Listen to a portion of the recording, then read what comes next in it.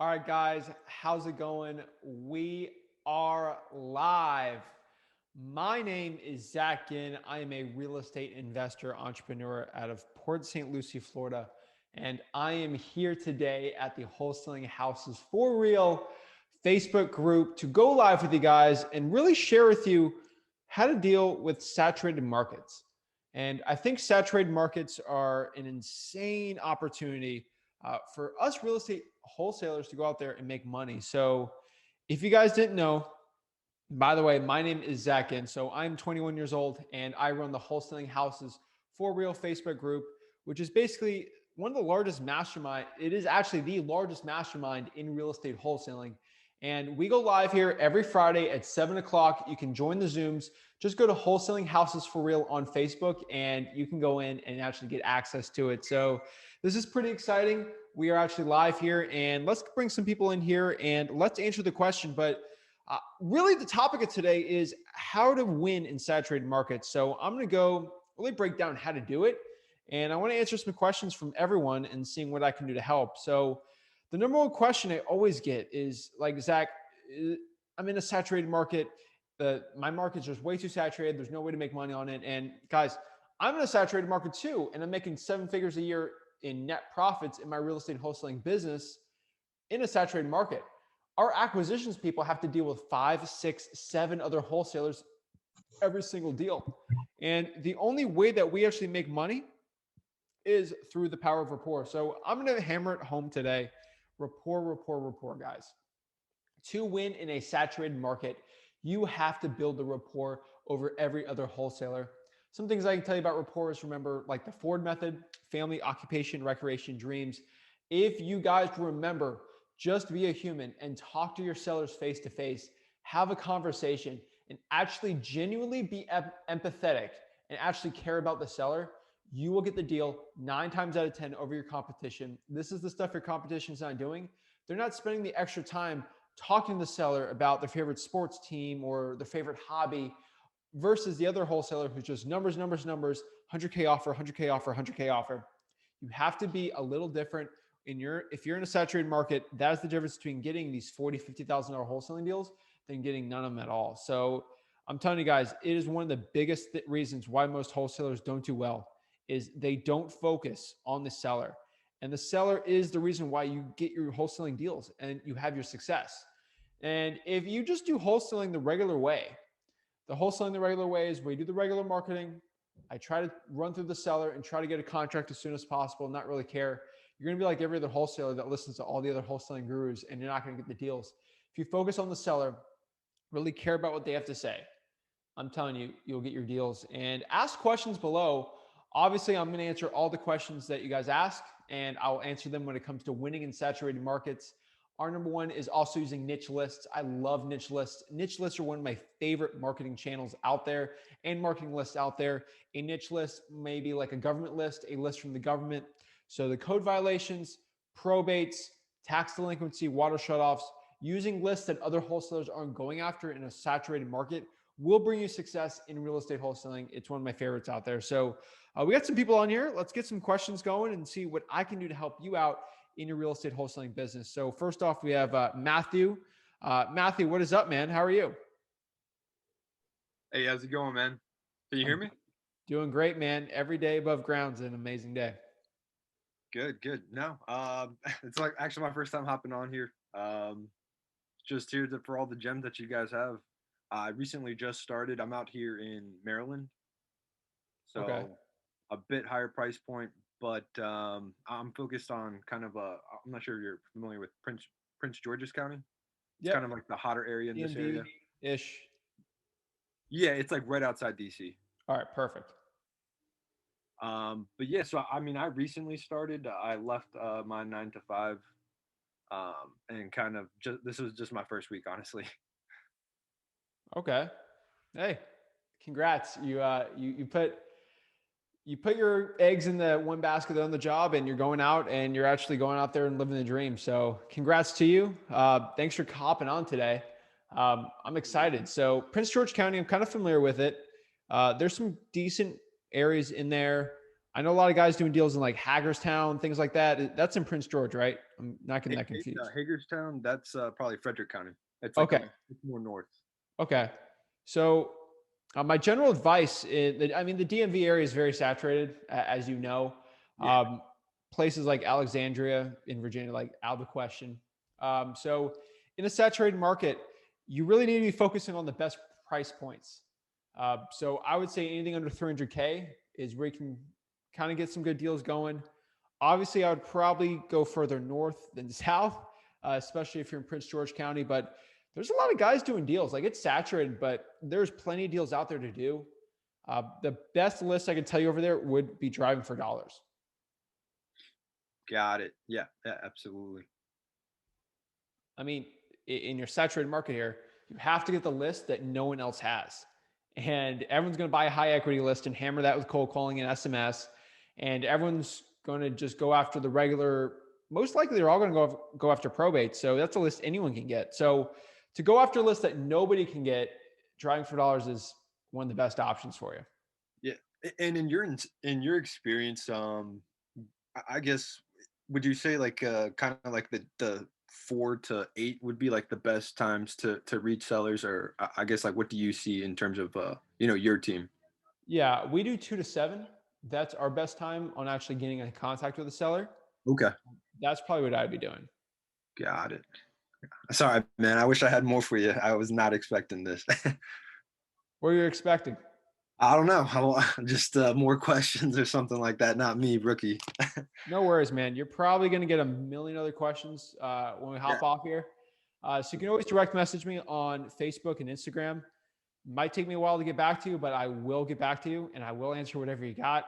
I do these lives every week. So you can hop on every single week whenever you want. And I'm here to answer your questions. So don't worry. Perfect. Yeah. Thank you. No worries. Appreciate it, Matthew. Yeah. All right. Next here, we got Raycito. Raycito. Am I saying that right? Hey, what's up, Zach? Yeah, Ray Cito. I'm in Miami, so everything is Cito this and Cito that. It's Cito. It's really Ray, but I'm in Miami, so it's Ray Cito. How are you today? I'm doing good. How are you? Awesome, awesome, awesome, awesome. Thanks, man. Well, thanks for having this Zoom call today. Thanks for sharing your experience with us. I really appreciate it. No worries. I mean, you're in Miami, so this is the perfect topic for you.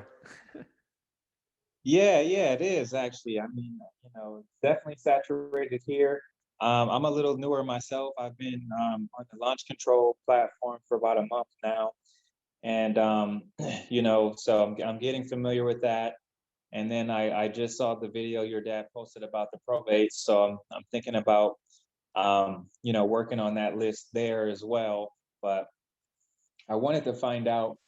Um, I guess do you have some kind of program where there's like a class or something?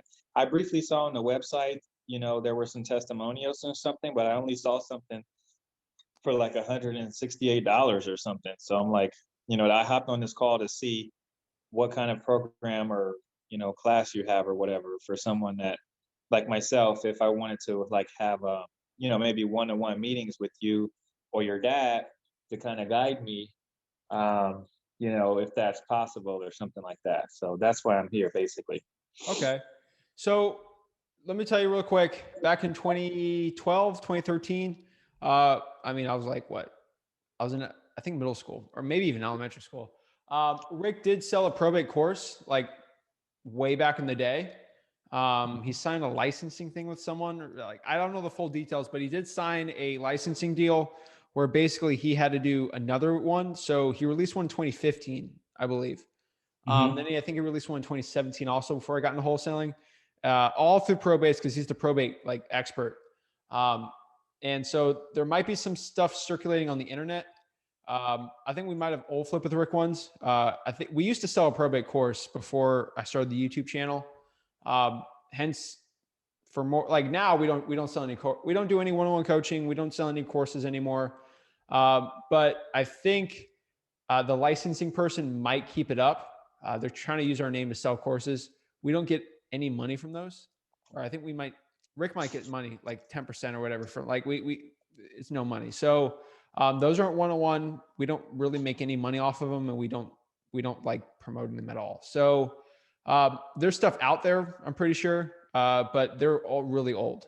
And they work. They're good. I mean, the ad copy we still use for a business, but we don't actively promote it because first of all, we don't make money off of it, and it's a publisher that's promoting it and kind of using our name for it. So if you could find it, I mean, more power to you. But I mean, it's not something I promote. No worries. No worries. The YouTube channel is way more stuff than that. I promise you. That's kind of the point of the YouTube channel.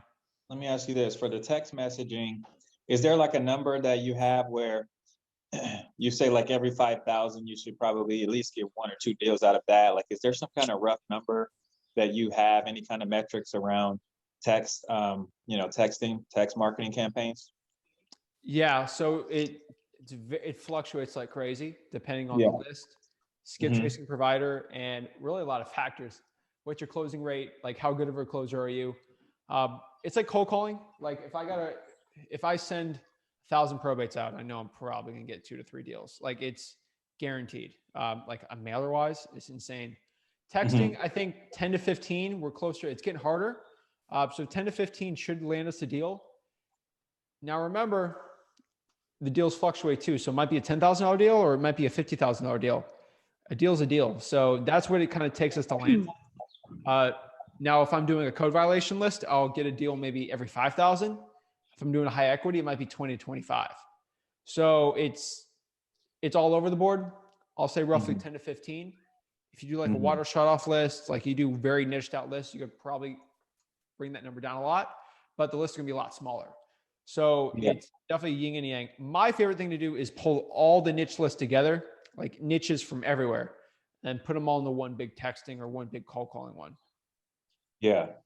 Then, man, thank you. That's great advice. And the reason why I ask is because on launch control, I mean, their initial plan starts at 2,500 texts, and I'm like, that's just not going to get it done. So then I went to 5K, and now at 5K, I had about 3 real situations where I got real close to getting some deals. And so I'm like, okay, well, I think if I double that and go to 10K, I should be good. So I'll get 10K from PropStream, 10K on my skip tracing, and then 10K text messages I can send out. I should get some momentum from that. So I was just curious. So now that you're saying 10, 15, I just wanted, that sounds about right. That sounds about right. Ray, let me ask you a question. Was there a reason why you're doing that over cold calling? Well, I work a 9 to 5, and I actually called from my job. I'm on the phone cold calling from my job. I cold call all day from my job. And so when I finish work, the last thing I want to do is spend another 3 hours calling. So what I found is, honestly, I'll send my text out in the morning. I do batches of like 500 per day. So I'll send my texts out in the morning, 9, 10 o'clock. And then when I, like around 3 o'clock, 4 o'clock, I'll go through, and whoever has some kind of interest, I'll pick up the phone and call them. So I am, still speaking to sellers, but I'm just not making all those outbound cold calls. It's just more warm on whoever put their hands up that, from one of my text messages that I sent out today. And I'm going that route basically. Okay. I'm not going to try to get in trouble with your job, but could you do texting while you're cold calling? Yeah, I work from home. I'm not telling you what to do, but maybe something to think about. I work from home, so and I'm a small business consultant. So yeah, I basically work for myself, but I get paid by the organization. But as part of my job and what I do, I pitch businesses. So I'm pitching to businesses, but it's actually cold calling. So I'm cold calling businesses, but I'm actually a contractor, so Perfect. I can do whatever I want to do. Okay. Yeah, I would do the texting too. I agree. You're gonna have to hold the right list and know where to skip trace with, depending on your time and money. If you're cold calling, like it's a very, tedious job, you could not pay for skip tracing and do true people search and try to just do the free skip tracing while you just got like time on your hands to do it. I don't know how good you are. I know people play like Madden and stuff. Money's not a problem for me, Zach. So the skip tracing that I have, the 10K, is not an issue. Okay. I pay for it then. Yeah. I pay for 10K skip tracing. Money's not a problem. Perfect. Okay. So yeah, that's probably what I would do, and just start texting like crazy. Yeah, that you got to focus. Or is it going to be in Miami-Dade, or is this going to be a virtual market? A little bit of both, actually. I've expanded outside of Dade and gone a little bit further north as well. I know, not to go too close to St. Port Lucie, that's where you guys are, but You can do it. I don't care. more. I try to actually went south to Homestead area. That there's a lot of activity I've been getting down in the Homestead area, actually, believe it or not. And so primarily, Dade, Broward, Palm Beach, but more Homestead, believe it or not. I'm not sure what's going on in Homestead right now, but most of my responses have been in Homestead. Okay. And yeah, that'd be pretty. I mean, you can go to Port St. Lucie if you want. It's just a lot harder just because of the distance wise, but you're always free to do it. Palm Beach is always great. Like there's so many great ones out there. So I would do 50-50. Like I think you've seen enough of my stuff where I'll say, if you're kind of stuck in that saturated market and you want to know if you should go virtual or not, I think you should do 50% of your effort for texting and like a crazy market, let's say like Tennessee rural, and like your local market here, Palm Beach, north from there, and then see where you're getting your results from. So if you find out you're doing a couple deals like virtually out in like Michigan or something, or Indiana, and like you're doing good there, and you're like, wow, this Miami stuff's not working, then you know to go all in on that one. That's probably what I would say. I would test everything out. Do some Palm Beach testing, do some Broward testing. Homestead's a really good, interesting one. Like I would test that one out too, and really go from there. But just make sure your filters are right. Obviously, Miami-Dade, you don't really want to be pushing 300K, 350. But overall, you can do pretty well there. So that's a good plan.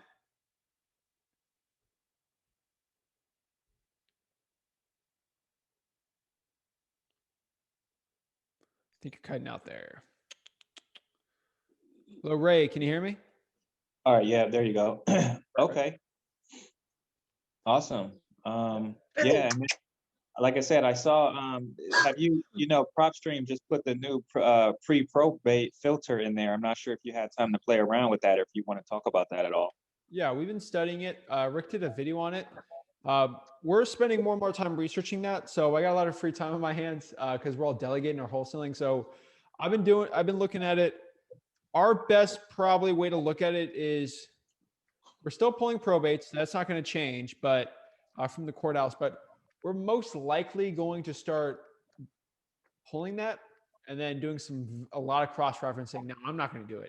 A VA is going to do it. So we're going to work very hard using like True People Search, things like that, trying to find relative phone numbers and then texting and cold calling those and sending mailers to their address. It's a lot more tedious, but we have the money, and probates are such great deals. And since Rick did that little probate course back then, like everyone in St. Lucie County does the same ad copy and stuff as us. So for us to gain that advantage, we're probably going to do that also. I'm sorry, it was hard to hear you because I think someone's phone is like not on mute or something. Oh, oops. All right, I muted that person. I heard you say something about Rick. Everyone's copying Rick, and yeah, I mean, Rick gave out his ad copy on that little course from like 2014. So yeah, we changed it up a little to our like 2021 standards, but obviously we're always testing it. We're always do great probate deals, but we want to push it even more because there's just so much saturation. Like if you have a probate motivated seller, they're getting like five things from wholesalers, because I scream on YouTube how much money we're making on probate. So they're all going to go there. And then we get about 4 or 5 realtors go after the probates because realtors are marketing for probates now too. So it's like 10 people going after a person, which is insane. So we're definitely looking, and we still get crazy, like huge probate deals. So I would say we're looking at pre-probate. We're looking at getting a VA to scrub really hard on finding the actual heirs. They'll do all the work. Then we'll send mail. We'll do cold calling and texting with that. And we'll do a regular probate mailers. And we're probably going to try to beat people by like 4 or 5 days. Spend a fortune doing that, but it's a huge advantage for us. Yeah. And then what's going on with the pre-foreclosure thing? When do you think that's going to hit? I know we're pretty close, right? It's dependent. It's really what the new like presidential administration is going to do. A little bit mix. You're in Florida, so Ron DeSantis has been pretty much just foreclose on anyone or evict anyone. But really, it's ultimately up to the banks. So like in 2008, there could have been a flood of foreclosures hit the market and the market would have dropped even more. But the bank is trying to sell assets. So that's not their best financial interest to do that. What they would do is they would sell a little bit at a time. So the prices are higher. Most likely that's what I'm probably looking at with the banks. My guess, I'm not the expert here, but they're probably going to slowly put that in the market and sell it and not flood the market too much because they do have a decent amount of foreclosures. And really the economy is booming back pretty well. So it should be pretty reasonable for them to do that. And while the real estate's hot, they're going to just slowly put it out there. I don't think it's going to be a huge difference. I thought the eviction one would have a difference. Like Ron DeSantis did not, he lifted all the evictions and the prices just kept going up. And like you're in Miami, everyone from California and New York are just flooding in to Texas and Florida. So it just makes it even worse on the actual like pricing side. For me, selling my wholesaling deals, it's even better. But everyone's moving to those two states, and prices are just going to keep going up unless they do something like interest rates, which I don't see for a while. Awesome. Thanks, Zach. Well, I'm just going to hold off for now. Maybe someone else has questions. I don't want to take up all your time, but thank you so much. I'm here all day. Like I've said, there's no playoffs, no sports. So I'm good to go, man. So if you got any questions, let me know. Always here to help.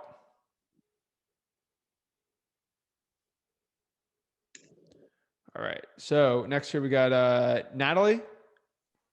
Yeah, hey, hey Zach, how you doing? Good, how are you?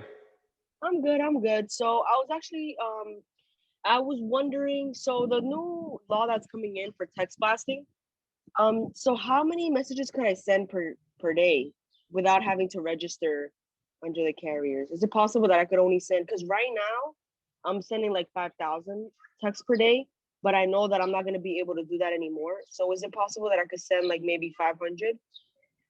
What service are you using for texting? Batch. Okay, so the Trace Act it's pretty loose how they're doing it. So in my opinion, for the first 6 to 12 months, they're going to only go after, the act is really for those robocall guys, like call for your warranty auto. Yeah. I got 2 today like that. Yeah, so me they're going to too. go after them first. They're not going after you. You're not like the reason why they're going after you. So most likely, I think you're going to be safe for a couple months, in my opinion. And then it's probably going to ease up a little more until Batch is going to play it very safe because they don't want you get in trouble. So yeah, I think it might be closer to 500 to 1,000. I'm thinking until they get a little bit more tighter, right? Yeah, it might get a little more tighter. You can do a lot of creative stuff. You can open marketing LLCs. I know Anton Campbell was talking about that yesterday on my podcast. So it's a lot of interesting stuff you can do. We're probably going to pump up cold calling a lot more to compensate and buy more. Yeah, because I am cold calling and text blasting at the same time. But like, I prefer text blasting. Like I would mainly text blast everybody and then reach out to the people that like gave me a good response. And then after 2 months, I would cold call the whole list. Yep. While I'm text blasting a new list. Yeah, so like that's gonna kind of really mess me up because like now I'm kind of like scared a little bit to like send messages because I don't know like if I'm gonna get in trouble for it. You won't get in trouble. Now, obviously, you're not doing anything illegal in the texting wise. Yeah. You study TCPA, Telephone Communication Protections Act of 1991. If you're compliant on there, you should be fine. Like cold calling wise, you're going to be safe. Like you're not doing anything fraudulent. The only way you get in trouble with cold calling is if a robot's calling it or a robot's dropping in messages. So I'm steering clear from dropping in messages, and I'm also steering clear of having a robot call. We've tested that out before. So if you're physically calling someone, you're not even trying to sell someone. You're asking if someone wants to sell their house to you. You should be fine cold calling. SMS, we really got to see how it's going to play out. I think you should be fine for the next couple of months before we know. But they're implementing this act like piecemeal. So throughout the next couple of years. So It's not going to be like what Thanos just snaps his fingers and everything changes. Like it's going to be very slow. So you'll have Okay. plenty of time to react. All right. So with cold calling, I heard that because I was reading into the Trace Act. So are we supposed to like call less people at a time? Because I heard that if more people start to hang up on us, then our number is gonna get Yes. seen as spam. So now, like basically, I'm gonna have to spend more hours cold calling and reaching less people, right? Or not really? Because I just want to know what to expect. Because as of right now, like I call like 5 people at a time, 6 people at a time, and then I recycle the list. So I want to know, like, should I, cold call for longer hours now? Because I cold call like 5 hours, and that's I usually get a good amount of people. But I'm feeling like now that I have to cold call only 3 people at a time, like, should I stretch out and maybe cold call for like 6, 7 hours, or what do you think? Triple line dialers, the most you should do. Anything above that, no, you'll get in trouble. Okay. Triple line dialer. If you're good at it, if you're cold calling 5 hours a day, I think eventually, I mean, you should have the skill set now where you will get it if you keep doing that, because that's exactly what I did when I was 18. You'll get very good on the phones, and you'll probably be closing a lot more deals. So your call through will be fine, because you're going to have a couple 5-10 minute conversations, which is going to help your average length of your calls. So you should do well during that. It's when you're doing the 12 line dialing where it's like a 10-minute call on average is going to be a 1 minute. It's going to ruin it. So you're going to have a lot of hangups. So 3 lines is probably what I would do. I would clean your list a lot better. Make sure you cut out like lines that are like really old or bad. But you just want to focus on call length. That's probably what I'd be doing. And then the answered calls, you should be fine. But use a triple line dialer. You should get through it. I would get a lot quicker on them. So you wanted over 10 seconds. I'm pretty sure it's 20 seconds is the threshold. And so that's enough on average. If you do a bunch of 10-second ones and then you add in like a 5 or 10-minute one, you should be fine. All right, perfect. So you're using, I know that you were using Zencall and now you switched over to a batch dialer. Yeah, I ain't getting in trouble. Okay. Because I'm in call tools right now, but I think I was gonna switch to Zencall, but then I heard that you like completely switched from Zencall to batch. So why did you really switch over? Okay, Zencall is a Canadian company, and I just don't trust it. They're more focused on international. So I went back to batch because I know that they will protect my butt. If I won't do anything crazy that's non-compliant with them. So that's why I went with them. Same price, and it's really a triple line dialer. And Zencall's user interface is so bad. Like I've heard look at it. It's like a big learning curve. It's huge. So I'm gonna have to add more cold callers versus SMS people. So I want to cut the learning curve. With my people. So that's kind of went with them. I use my skip tracing. I always get it. I get pretty good results, and it's just easier to kind of have them all in one. So that's really it. It's mostly because we're in a bigger company. So I don't want to risk a crazy lawsuit. So I'm using one that's going to keep me more protected. You can use whatever one you want, but don't go over a triple line dialer. That's probably what I would say. Okay. And for all your lists, do you also skip trace it? I mean, like, do you also run it by the DNC? Yes, Batch does that for us. But yeah, because I also use Batch. So if I skip trace with Batch, I don't have to go and search for like a third party, like for the litigators and stuff like that. No, they'll clear them out for you. Okay. All right. Okay. Yeah. And so my last question, because I know I'm probably taking up a lot of your time. So I'm good. What would be some good filters to use on PropStream? Yeah, I'll let you know. Remember, don't feel bad asking questions because you're helping the people listening. So like you're helping the more questions you ask. So my favorite filters on PropStream right now are the water shutoffs. I absolutely love, you're doing cold calling. So if you're doing a high level of cold calling, what market are you doing? I'm doing Tennessee. Tennessee. I was doing New Jersey initially, but it was just too saturated. I feel like everybody that's from New York and is wholesaling, like they just go straight to New Jersey, and it's just too saturated for me, and I didn't get any deals. But now that I've moved to this market recently, I didn't move here, but like I'm virtually here now. Like I changed my market, so I already have one deal under contract, and I've only been there for 1 month. Yeah. Tennessee's So it's great. way better. Our experience in Tennessee, I would, if you're doing a high volume, like 10,000 plus, focus on the right zip codes that your cash buyers are like hot on. Actually, you might want to focus on high equity with very tight filters. Study in your county or city that you're doing your virtual. Don't tell me your market because everyone's going to flood in there. Yeah. Watching this, but study that market and see what price points, because you're saying people are selling most of their wholesaling deals at like 289, or maybe it's like the most is like 150. So focus on there. I'd filter out the equity, 55 to 60%. I like 60% equity. That's just me. Make sure they've owned it for at least 3 years. That high equity list should probably be good. If you're cold calling, like you're saying 5 hours, you're going to want to be a lot broader.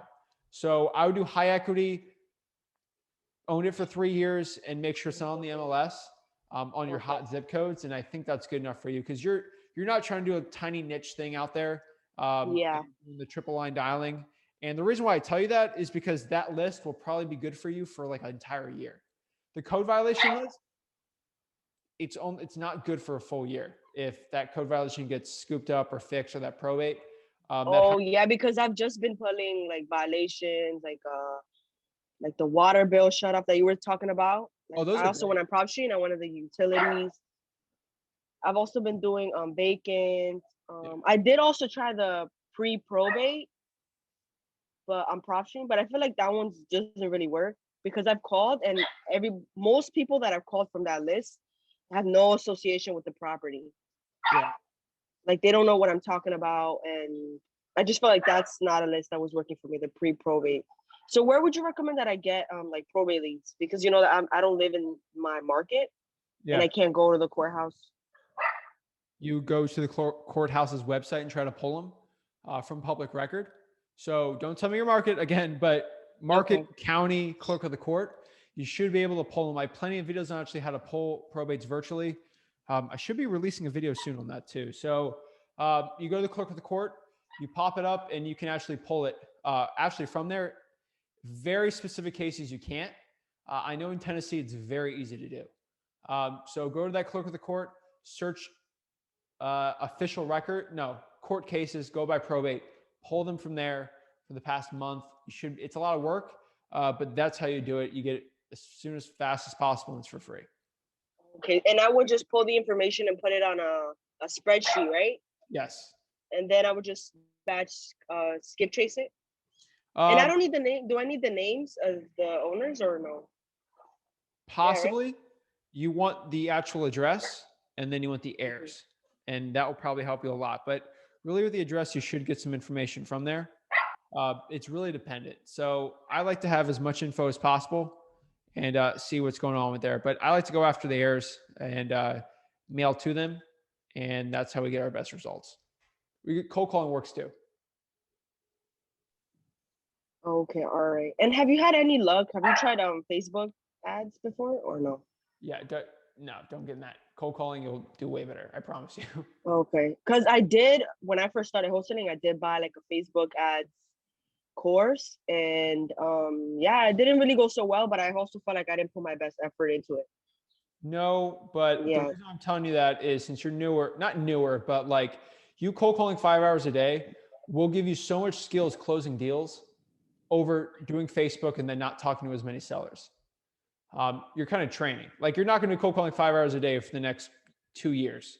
You'll probably in a year, you'll get very good where you can actually start doing other stuff. So I would take this opportunity right now to get really good at talking to sellers over the phone through cold calling. It's the cheapest, and it'll just build up your skill set. It was the biggest growth for me in my wholesaling career, was that cold calling for a year straight, 5 hours a day, 5 days a week.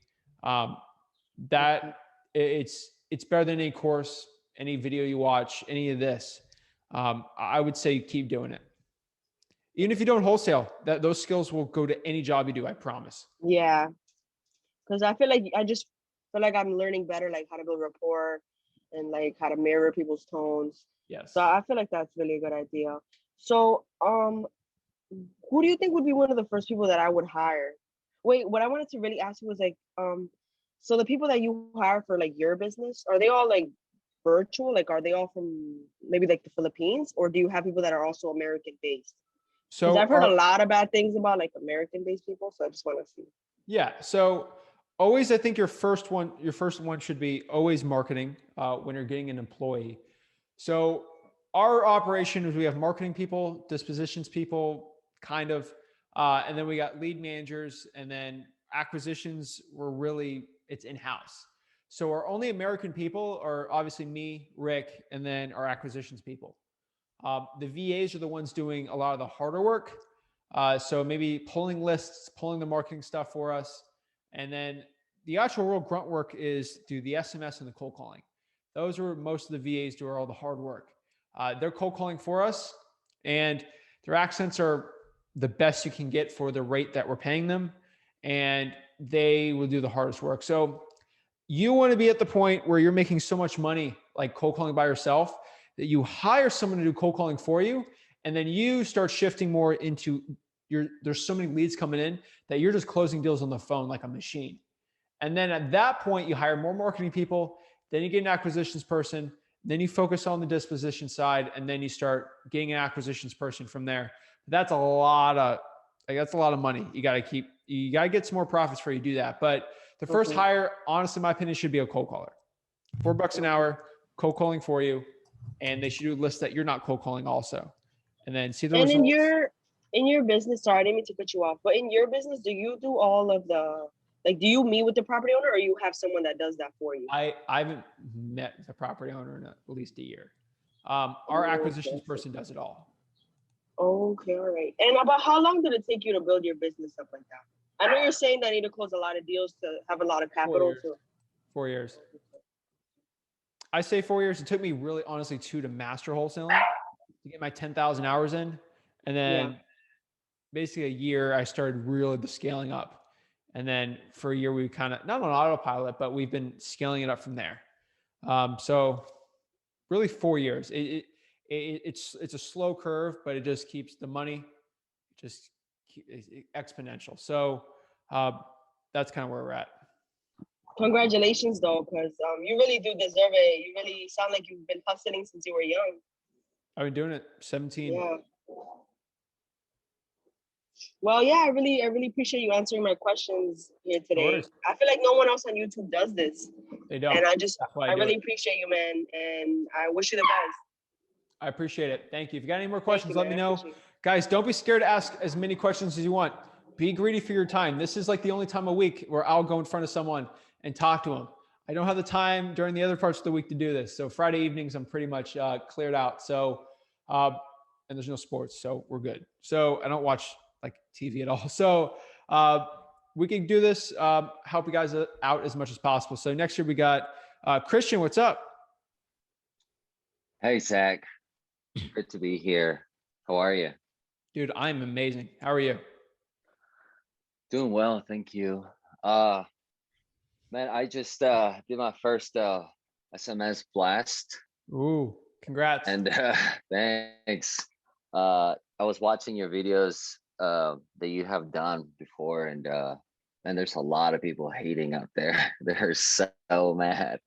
I guess a lot of people get so many text messages about the same thing, and a lot of people like say, "Hey, I've already told you to stop." I'm thinking I've never texted you before, but anyways, just a new experience, you know. I was gonna ask you, so how many lists do you actually do per week? And of those lists, how many people or how many contacts do you have? So it's dependent. Text blasting. Okay, for texting, so every quarter in the first part of the quarter, we'll pull. It's harder for me to explain it to you than with us, because with our market, it's a lot tinier. So if you have any equity at all, we're probably going to pull you. And that means if I'm pulling code violations, most likely you're already in that high equity list. We do a very broad approach because we're making a lot of money in a small market. So we just market to everyone with high equity, and we can we have the money for it. And the economies of scale work best like that. So obviously you're not going to do everyone in Texas like that. So it's a lot different. So the only one we're really pulling is obviously the government lists. We have the VAs doing that. The focus is definitely on probates because speeds everything with them. But the high equity ones, they're generally the same. So our population is like 500,000. At most, we're at like 250 to 300. Maybe if that, if we use specialties. And that's including like if we even go down to Palm Beach, like which we don't really do. But we've been doing a lot more Palm Beach lately because we're really figuring it out now. But honestly, it's that and then the virtual stuff. So that's really the numbers. Like we do a very, very broad approach with high equity just because we can. I know a lot of guys in like Phoenix do that too, where they'll do all of Maricopa County high equity and just have that list. And we spend a fortune on skip tracing on that list, and those lists are fine. So we don't have to be pulling lists because that list was pulled like a year ago and it's fine. So we'll scrub the list for different owners and stuff, but that's kind of how we do it. Gotcha. Okay, cool.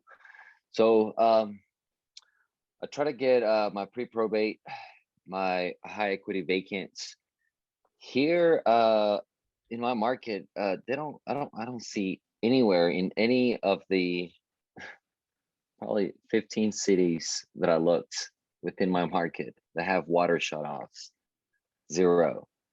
I don't know why. Maybe they're not doing it here because of COVID. I'm not sure.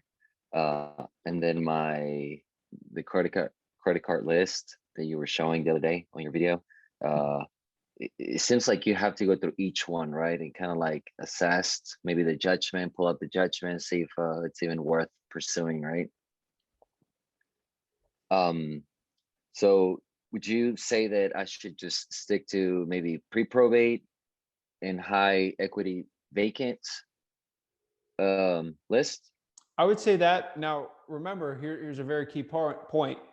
You're not going to do that credit card debt list because it's very, very time intensive and tedious, correct? Yes. And you're in a saturated market. So what my team does is I'll pay a VA $4 or $5 an hour for 40 hours a week to be just doing that stupid mind numbing task. And then we'll contact that person where no one else in my market is doing that. And that's how we get that deal. So in a saturated market, that's sometimes the stuff you have to do to get these crazy big deals. So keep that in mind too. So stuff for most wholesalers is just way too much work to do. We'll do this dirty job, have a VA do it obviously, and we get the deal. They're very expensive leads, but they're very, very highly motivated. So just keep that in mind too. But vacant with high equity, you can't go wrong. So those are great ones. Okay. Thanks for that information. Let's say that there's a property that has a lien and you have a motivated seller who wants to actually sell. How does that actually work? Like, let's say that they have a 10,000 lien for whatever reason, whatever it is. I put on their contract, open escrow. Well, title's gonna find that there is a lien on it, right? Then what? Yeah. So they will get, let's say easy numbers, $100,000, right? Remember, I got the thumbnail back to the video. We did like a 20-minute video on like wholesaling with mortgages and liens just to break it down. So if you message me on Facebook, I'll send you the unlisted video on that. I'll just send that to you. But Okay, thank you. I'll explain a lot better. But let's say it's $100,000, depending on the state and everything. But $100,000 is $10,000 lien. And that's the contract price. And let's say we assign it for 120. So what the process is, cash buyer pays 120,000, $20,000 goes to you. And then now we have 100K that will go to the actual seller. The title company is going to take 10,000 out of those proceeds and give you 90, and then they're going to pay the 10,000 for you of that lien for whatever it is. So $10,000 lien, $100,000 house price, they get 90. Obviously there's taxes, there's so much more prorations and stuff like that. Same thing with the mortgage. So if I have a $1 million house and I have $100,000 I owe on it, I'll net about 900K in equity. Simple as that. Right. I see. Okay. Now, if it's second mortgage, who gets paid first, it's a lot different. But for like, let's keep it very simple. That's kind of how it works. Depending Okay, on the lien thanks. too. Okay, so it does depend on Yeah, different like a child types support of lien or liens. something, it Yeah, changes. Quick claim, remember like a lien. So if someone does, let's say I have $100,000 house and I have $100,000 lien, and I just quick claim that deed over to you, you're still responsible for that lien if you agree to that quick claim. The quick claim won't affect the lien. You can still, so you might get a guy with a lien says, I'll just quick claim it to you. The quick claim changes the owner, but the actual obligation still attached to the property.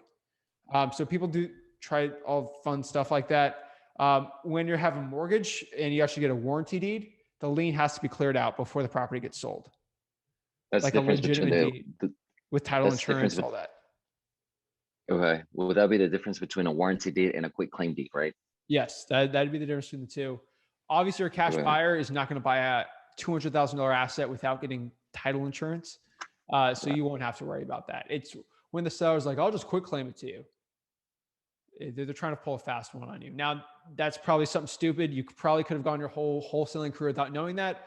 But one guy watching this, their seller's going to try that, and maybe I saved them 20K. So I just had to say that out there. Appreciate that, man. Another question. Everyone's state's different too, by the way, guys. So this is very general. Absentee owners, is that a good list to also skip trace and actually just a text, or would that be more like a cold calling list? It's interesting. You're going to be dealing with a lot more landlords. So I like vacants a lot better. Vacants. Okay. Got it. All right. Another question that I have is I got your script for text messages. I actually came up with like, I don't know, maybe 10 more of my own. I put emojis and whatnot in it to And make if it, you I guess, Facebook more. message me and I'll look over the ad copy. Don't say it over here. Don't give me your ad copy because someone's going to steal it. I promise you. Okay. If you want to Facebook message me that when I get to my messages this weekend, I'll look at it and try to help you as best I can. I'm just trying to cut you off because I don't want you to say, like, if you have something really good and I like tell you it's really good, everyone's going to steal it. So I have too many people watching this. So just before you say Okay. that, yeah, message me and I'll try to look at it hopefully tonight. But I'll try to help you out as much as I can with it. All right. Appreciate that, man. I'm trying to be very careful because people they post their deal addresses on it. Like, Zach, look at it. I'm like, it's going to get stolen. And people call it, very greedy people. So I'd be very careful. So with text where it's like the ad copy is very important, I'd be careful. But generally you don't want to just go straight for the jugular on the text. Like you want to go, hey, Christian, are you the owner of 123 Main Street? Or, hey, is this Christian? ? Those do very well. And the algorithm is changing with the Verizon, AT&T and stuff. We're always playing with it. But those quick ones where you get a response, that's always been the best. You know, that example that you gave, I do have one like that.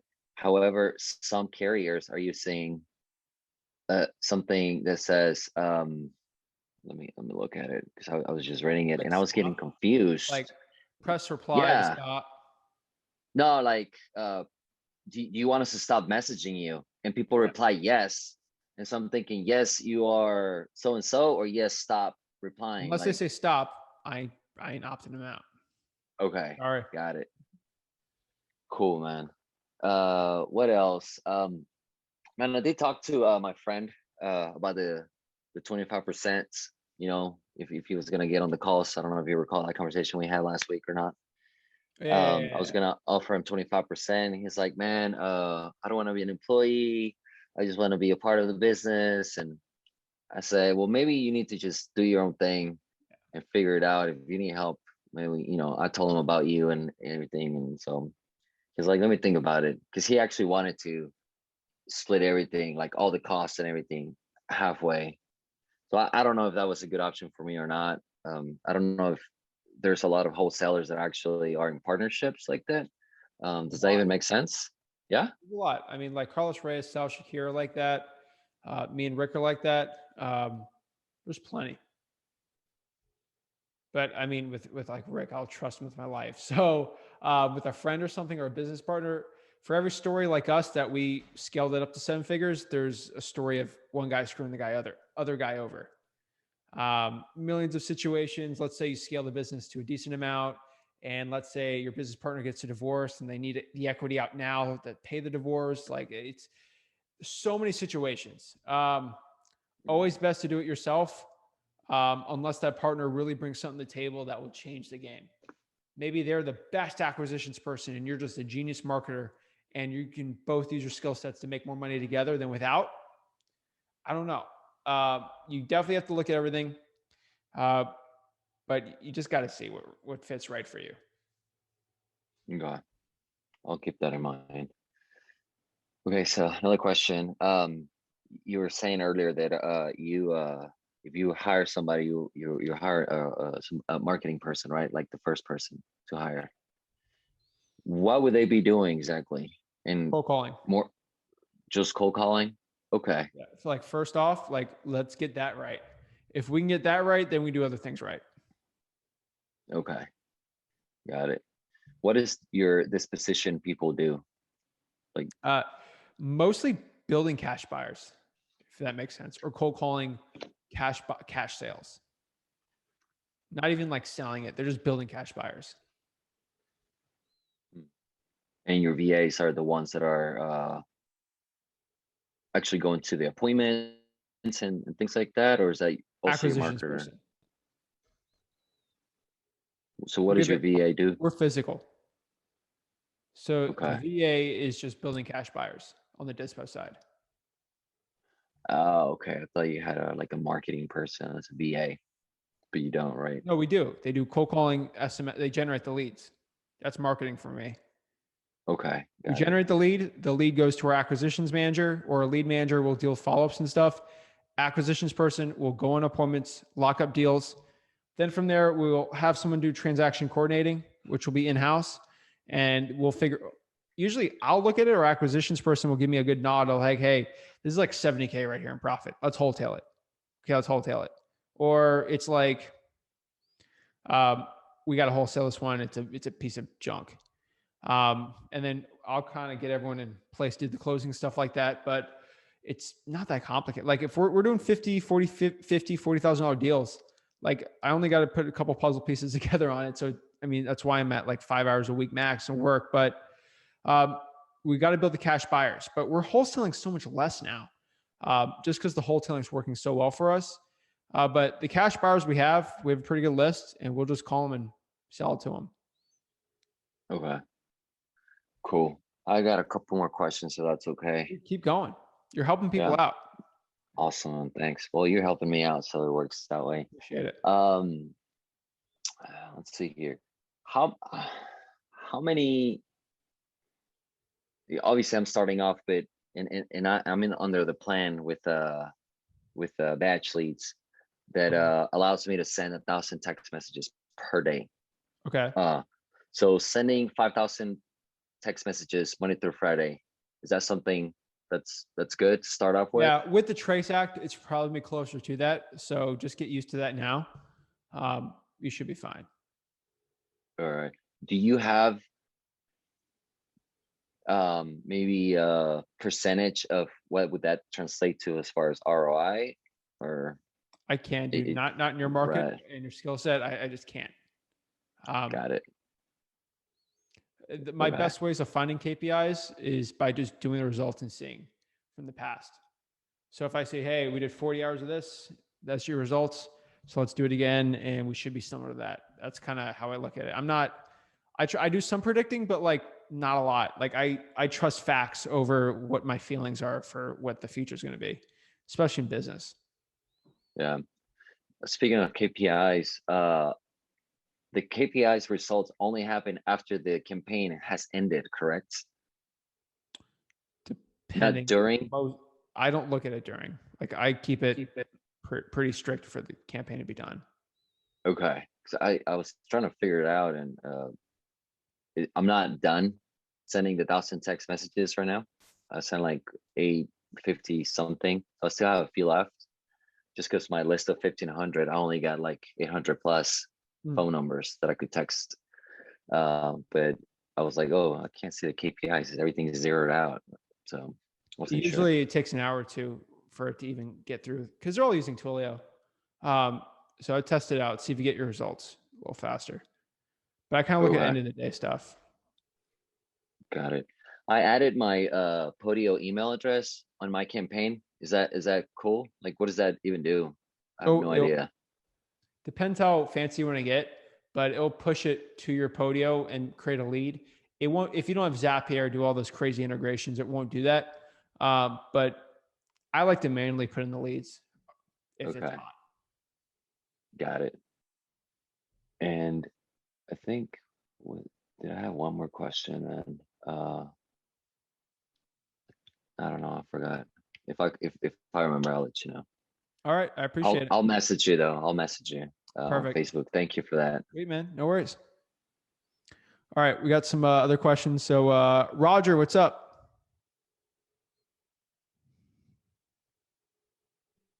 Hey, Zach. I'm here. How are you doing? Doing great, man. How are you doing? Oh, real good. I don't really have any questions. Just kind of tuned in to listen to everybody else's questions tonight. So awesome. I hope you learn, be a sponge, and get it going, man. Yeah. We really appreciate you doing this every week. I missed it the last couple weeks. I was traveling, but yeah, things are going good. We're putting some of your teaching into practice. My son and I are both gonna start cold calling next week.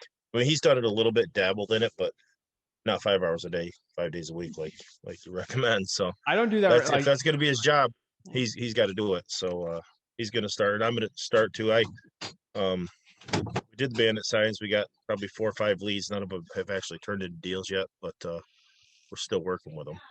All right. So do the work. So deals will follow. Yeah. So I appreciate it. Thanks again, Zach. Right. No worries, Roger. I'm rooting for you. Thanks. All right. Nader? Hey, Zach. Yeah, it's Nader. Nader, how are you, man? I'm great, man. How you doing? I'm blessed beyond stress. How are you? I'm excellent. Yeah, I actually have a couple of questions.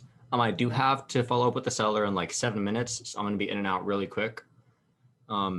So I have a lot that I just heard about today. Seller is really motivated, and it's almost 2 acres, and there's already concrete poured. It used to be a health clinic, so the development's already pretty much there.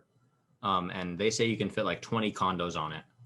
The thing is, I'm not sure how to comp it at all. Like, it's really hard to comp. There's nothing in the area that indicates like how much they'll rent for or anything like that.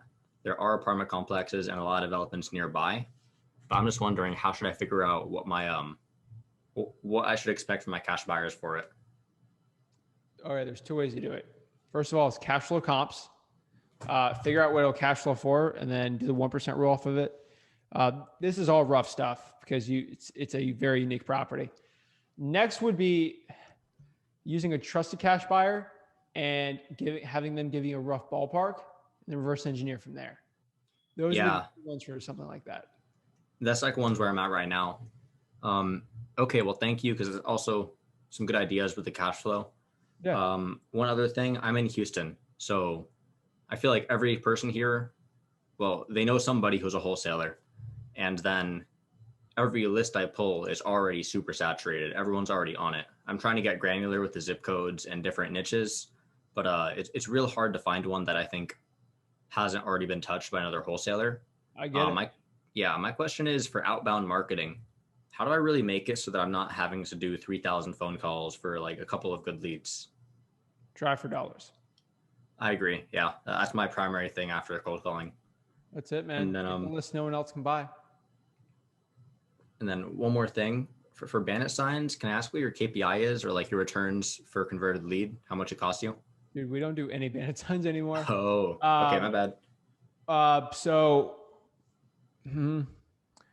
mean, I've only spent maybe my whole career $10,000 on bandit signs, and it's an insane amount. So the KPI is insane. If you could get someone to put bandit signs out and you're getting results, it's free money. Like for $10,000 for bandit signs, That was a lot of bandit signs. That was a lot.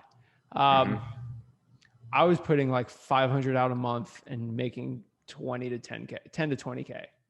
So I know the results of that. So maybe 10X.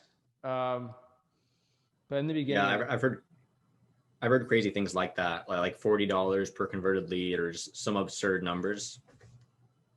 yeah. So 10 to 20X, I would say. The hardest part's actually putting them out at like 3 or 4 a.m. So I love bandit signs so much. They're just so legal where I'm at. So They're not legal where I'm at either, but we can work around that. I don't know what you're talking about. As in, like, most people, they used to take them down a lot recently. They kind of stopped, and they've been popping up here and there. So it's not super saturated like it used to be. But most wholesalers, if you just start putting them out at the right times, they're not going to take them down or catch you in any kind of way. So it's quote unquote illegal. If it's illegal, I don't recommend and I can stand by that recommendation. You know what I'm talking about. Yeah, of course. Okay. Good luck with it. So I think one or two last things for probates. Have you ever considered the approach where you're upfront with the situation and like talk about the property address? Because most of the time, whenever I'm trying to cold call probates, it's like, hey, do you have a property for sale? No. And then that's the end of the phone call. You're cold calling it wrong. Hey, are you the owner of XYZ? Well, yes and no. Okay. And then you go from there. Got it. Okay.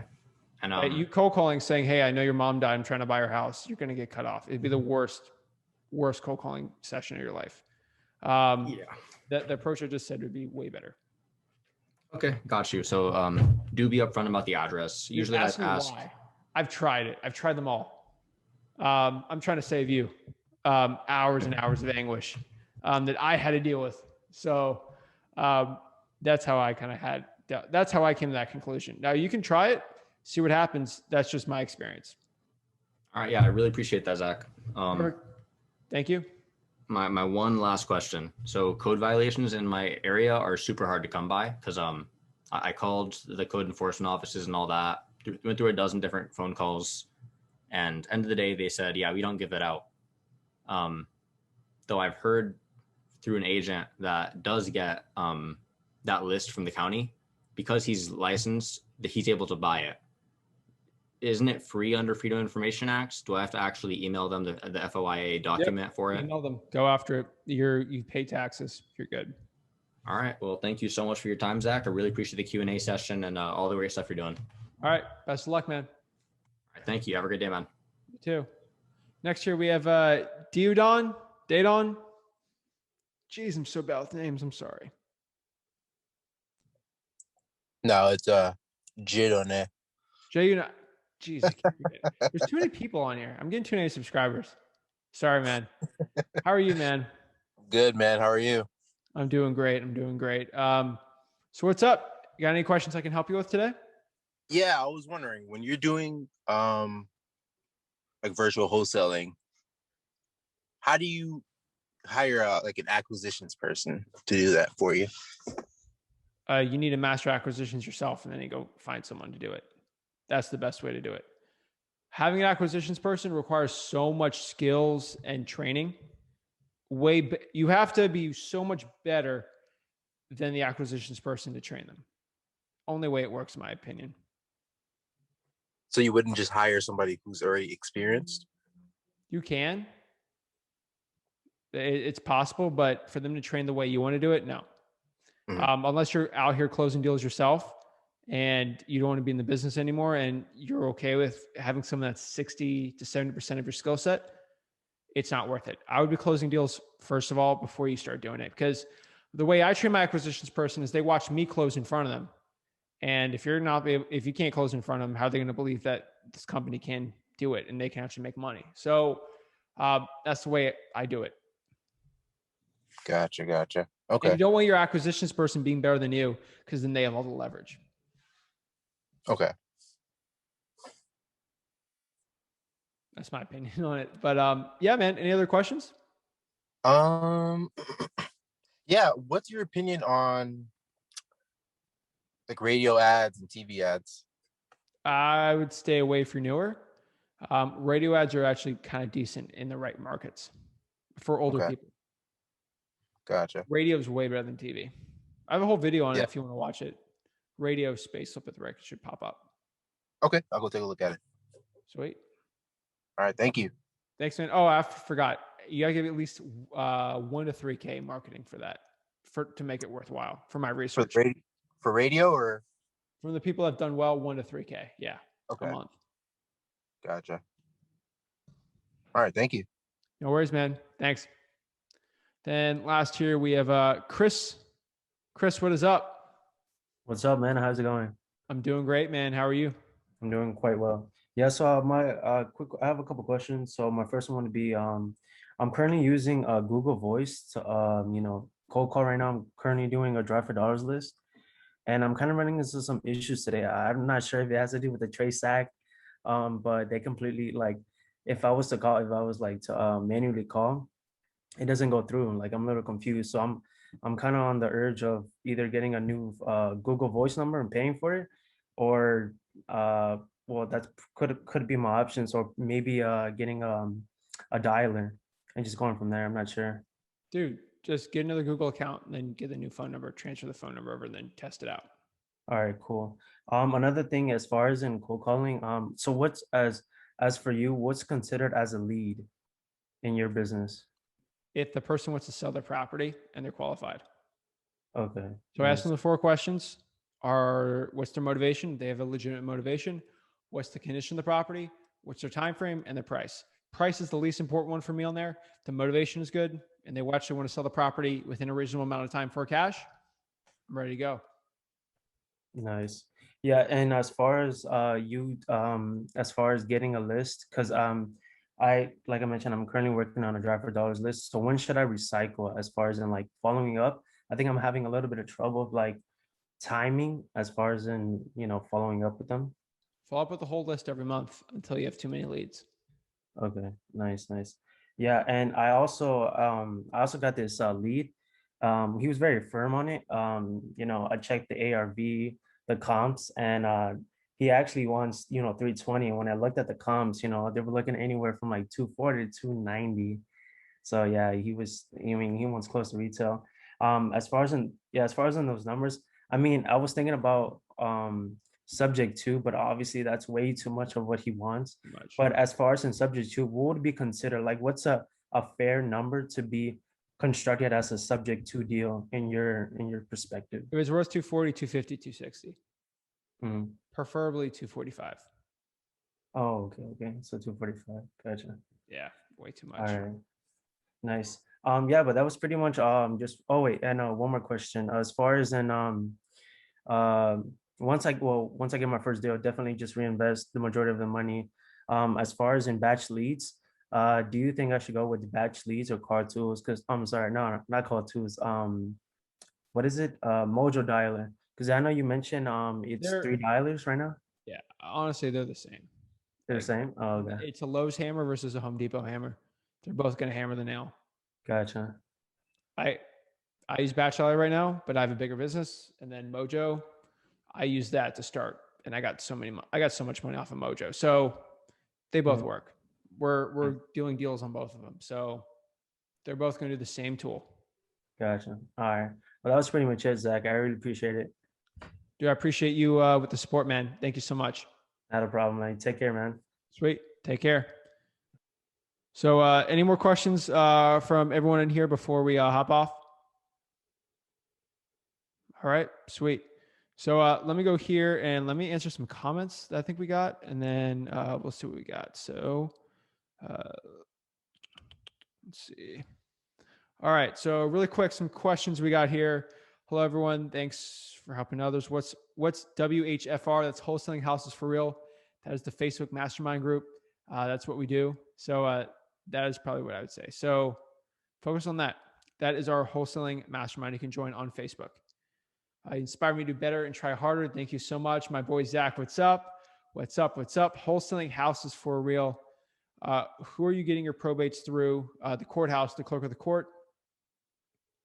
Wholesaling houses for real Facebook group. Correct. Very interesting. I was wondering about the cold calling DNC issues. Sweet, sweet, sweet. Someone wants to squat up in, or team up and squat up in Tampa. Abandon rates are way too high above triple lines. That's correct. Looking to team up in Atlanta. Hit my people up. Looks like a lot of people actually networking in the chat. That's pretty cool.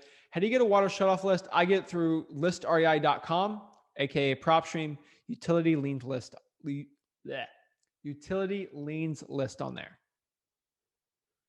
Zachary Lillibert, utility. Yes, just explain that. Google the software. You can request it from the water utility. So that's probably what I would say. Some great comments here. Appreciate you, Zach. I watched your interview with Antone Campbell earlier. Good stuff. He brought it. He brought the gems. Steve says, I know driving for dollars is tough to scale, but what are your recommendations of driving for dollars virtually on the streets? Google Maps, and then just look out for properties that are in distress. That's the easiest way to, it's like regular driving for dollars. You just got to keep doing the work on it. Some other great questions on here. Sweet, sweet, sweet. Is it legal to put bandit signs on private property with permission from the owner of the property? Yes. Yes, it is. So that's it, guys. I really appreciate the support you guys been given. This is another Friday live I do. Guys, go to Facebook, search Wholesaling Houses for Real. FORREAL. Wholesaling Houses for Real. That is my Facebook group. That is the largest wholesaling mastermind in the entire country. Fastest growing one too. Appreciate you guys. I hope to see you soon. I'm rooting for your success. I believe in your success for real estate wholesaling, and I can't wait to see you succeed. Thank you guys so much. Have a blessed day.